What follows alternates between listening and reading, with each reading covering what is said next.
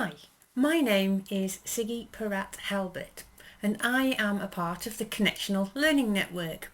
I am the Aligned Officer for the Sheffield District and I'm here today to let you know what's coming up. There are 2 points I'd like to focus on today: training opportunities and communities of practice. I'll talk about the latter first. In these days of online networking, people can feel pretty isolated in the work they do for their church, their circuit, their district. So we are gradually building up online communities for some of the roles you do. The format of each community of practice, COP for short, is 2 hours once a month where people can come together with their peers and share what is or isn't working for them. It provides space for people to meet those who are working with the same challenges and joys as one another. And it gives people the chance to learn from one another's experiences. There is usually a guest presenter speaking to a subject that has been identified by the community itself. The content of the COP does not come from the powers that be. It is driven by the community, with the Learning Network providing the tools to make the whole thing work. All you have to do is to turn up when you have time or when the subject matter resonates with you. These times together are not a must-do. You join in when you need to. So far, we have a community for circuit stewards which meets on the last Wednesday of every month, 7 p.m. to 9 p.m, except for December and August. You can sign up on the Eventbrite page.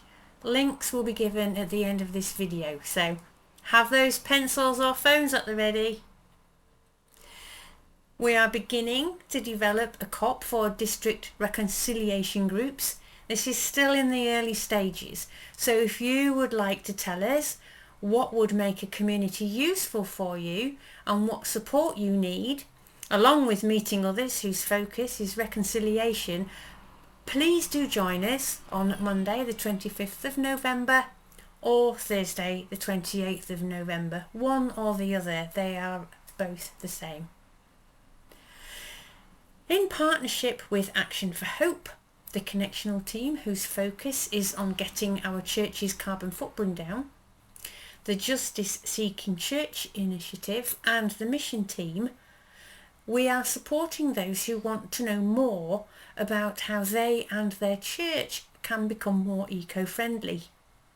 It's not all about the big snazzy stuff like solar panels, but the tiny steps that could be as something as simple and as cheap as buying sustainable crayons for your toddler group.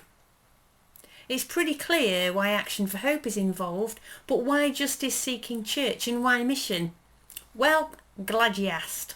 Because justice is not just about justice for humans, it is justice for all creation, all beings, not just human beings.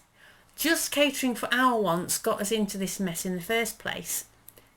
So to be more tuned in to our green planet and its needs is also to seek justice. And mission? Well, you'd be surprised how much being actively involved in environmental good practice involves your local community. So if you're interested or already engaged, please do come along to the Eco community for hot tips and support. The first 3 Eco community gatherings are on the 12th of November, the 10th of February and 13th of May. Details are at the end of this video. So what do we have to offer training wise?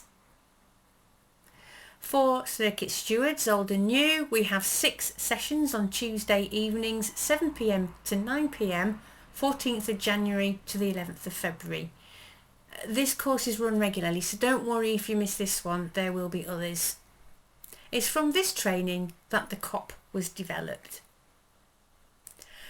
In the pipeline is a revamped training opportunity for church stewards, from which we will develop a community of practice. We're very aware that church stewards get very little support beyond the handbook, if you even have one, and we want to change that with your help. So if you'd like to access training and support, please do drop me a line. My email will be at the end of the video.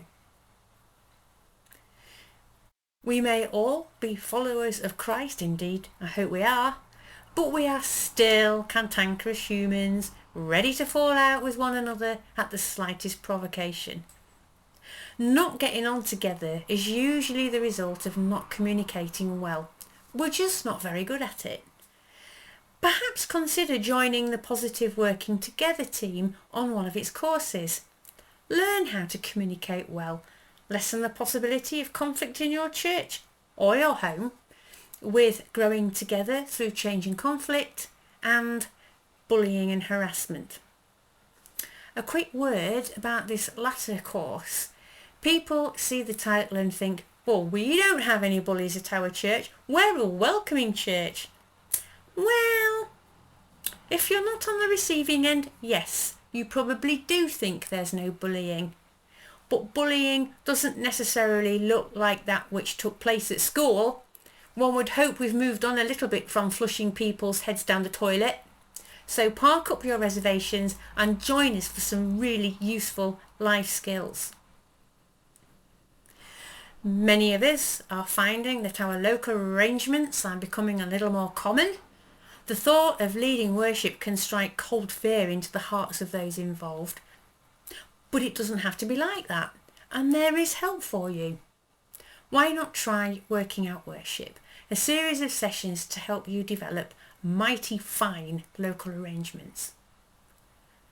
And finally, if there is nothing here that floats your boat, do watch out for events in your district newsletter or on the Learning Network Facebook page.